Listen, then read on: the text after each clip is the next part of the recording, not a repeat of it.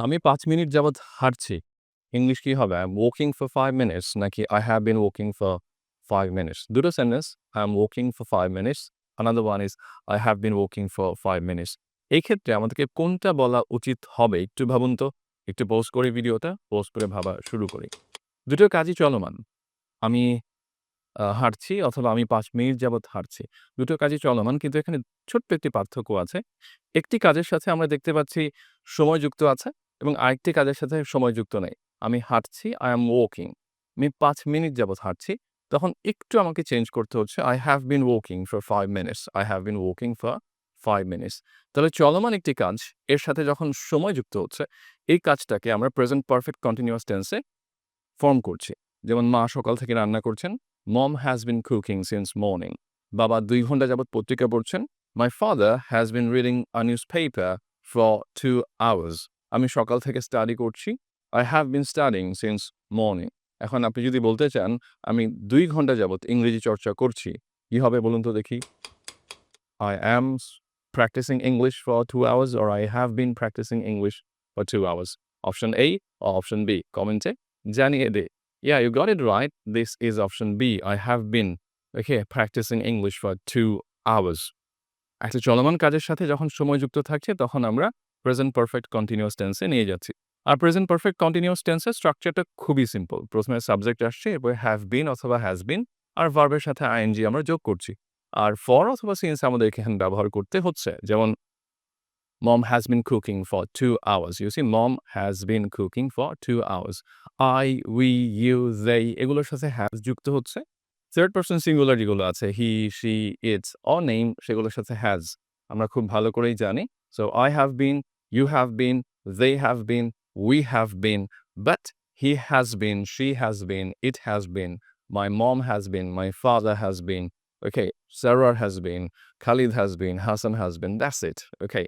এখন আমি যদি বলি যে আমরা ৫ মিনিট যাবৎ আ ক্রিকেট খেলছি। We have been playing cricket for 5 minutes.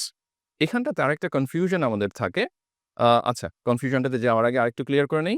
চলমান কাজ আমরা প্রেজেন্ট কন্টিনিউয়াসে নিচ্ছি লাইক আমি হাঁটছি, I am walking। কিন্তু এই চলমান কাজের সাথে যখন একটা টাইম ফ্রেম যুক্ত হচ্ছে, present perfect continuous. I have been walking for 5 minutes. Mom is cooking চলমান কাজ। কিন্তু যখন বলছি মা ১ ঘন্টা যাবৎ রান্না করছে, Mom has been cooking for an hour. আমি বসে আছি, I am sitting আমি ২ ঘন্টা যাবৎ বসে আছি, I have been sitting for 2 hours. I have been sitting আর ভুল করে sitting বলব না। I have been sitting for 2 hours. Be careful about your pronunciation as well. I have been sitting here for 2 hours. Simple thing. চলমান কাজের সাথে time frame যুক্ত হলে আমরা প্রেজেন্ট পারফেক্ট কন্টিনিউয়াসে নিয়ে যাচ্ছি। টার্মটা মাথায় রাখারই দরকার নেই। আপনি জাস্ট মাথায় রাখুন have been, has been সেখানে চলে আসছে আর ভার্বের সাথে ing. That's it. আরেকটা কনফিউশন যেটা বলছিলাম ফর আর সিন্স নিয়ে কোথায় ফর ব্যবহার করব আর কোথায় সিন্স হবে। স্টার্টিং টাইম যখন দেওয়া থাকবে তখন ইউজুয়ালি আমরা সিন্স ব্যবহার করি। স্টার্টিং টাইমটা কিরকম? যেমন সকাল থেকে বৃষ্টি হচ্ছে। এই বৃষ্টিটা শুরু হয়েছিল কখন? সন্ধ্যায় নাকি সকালে? সকালে। একটা জায়গায় হচ্ছে আমি বুঝতে পারছি কখন শুরু হয়েছিল। মা ৯টা থেকে রান্না করছেন। রান্না কখন শুরু হয়েছিল? ৯:৩০ না ৯টায় এক্সাক্ট স্টার্টিং টাইম আমরা পেয়ে যাচ্ছি। এরকম এক্সাক্ট স্টার্টিং টাইম যখন থাকবে বা বাংলায় যদি আমরা বলি হতে থেকে যখন থাকবে তখন আমরা সিন্স ব্যবহার করছি। যেমন সারোয়ার সকাল ৭টা থেকে ইংরেজি চর্চা করছে। শুরু হয়েছে কখন? সকাল ৭টা থেকে। তাহলে সিন্স 7 o'clock। আবার পিরিয়ড অফ টাইম যখন থাকছে তখন আমরা ইউজ করছি ফর। যেমন ৭ দিন যাবৎ। সেক্ষেত্রে সিন্স 7 days হচ্ছে না ফর 7 days। ওকে? দেখেন এই ৭ দিন কবে শুরু হয়েছিল সেই স্টার্টিং টাইমটা ক্যালকুলেট করতে গেলে আমাদের অনেক অঙ্ক কষতে হচ্ছে। মানে সাথে আমরা পাচ্ছি না। সেই পিরিয়ড অফ টাইমের ক্ষেত্রে আমরা ফর ব্যবহার করে থাকি। যেমন ১০ বছর যাবৎ ফর 10 years। ১০ দিন যাবৎ for 10 days, ১০ ঘন্টা যাবৎ for 10 hours। কিন্তু যদি বলি ১০টা থেকে, সকাল ১০টা থেকে বা ১০টা থেকে since 10 o'clock। Simple thing. চলুন এখন একটা গেম খেলি। আমি কিছু টাইম ফ্রেম আপনাদেরকে বলবো, কিছু স্টার্টিং টাইম, কিছু period of time and you have to tell me whether it requires since or for. Are you ready? Let's go. First one is 10 days. Since or for? Yeah, you got it right. For. 11 o'clock. Since or for?